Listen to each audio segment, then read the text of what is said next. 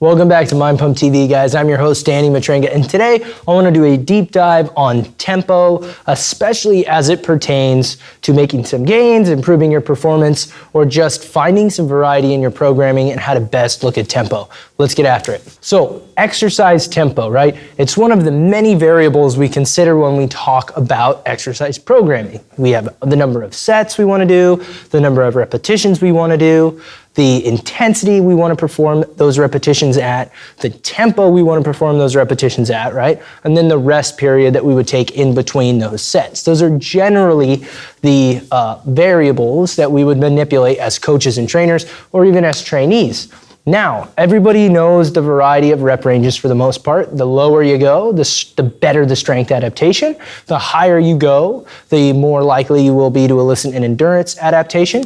And you can pretty much drive hypertrophy at a variety of rep ranges, right? Sets kind of go in alignment with intensity or programming, but tempo is one that gets very little talk. Now, there's a lot of different tempos. We'll primarily focus today on going very quickly with an explosive tempo, or going very slow with a more execution bias and intent-based movement, right? Where you really take things slowly to make sure that the technique is perfect. So what are the pros and cons of each? Well, going slower and it really decreasing the tempo of the exercise might help you have better technique, might help you have better execution. It might create better opportunity for cross-bridge formation at the actual level of the muscle fiber, which could create more muscle damage, especially on the eccentric or lowering portion, which we don't necessarily know if that contributes to more growth, but it certainly could in context with a good training program. Right? It could also, again, if you're a novice lifter, be a safer way to lift as you're learning technique.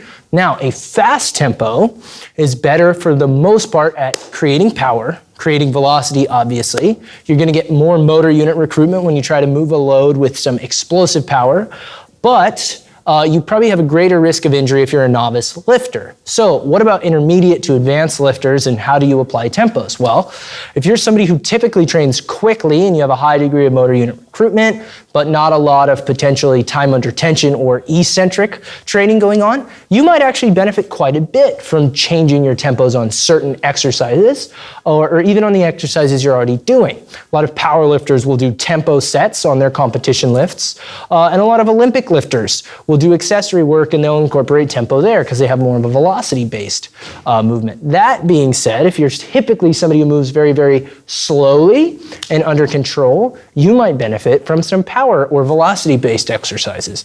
So, at the core of it, you should try to incorporate tempos that you don't use regularly in some of the work that you do. You don't have to do it all the time. Intent and execution should still be your number one priority before you even manipulate tempo. But hopefully this gives you some insight into how best utilize tempo in training your clients or when you're training yourself. Hope you guys liked this video. If you did, make sure to let us know in the comments down below. Subscribe to the channel and have a great day.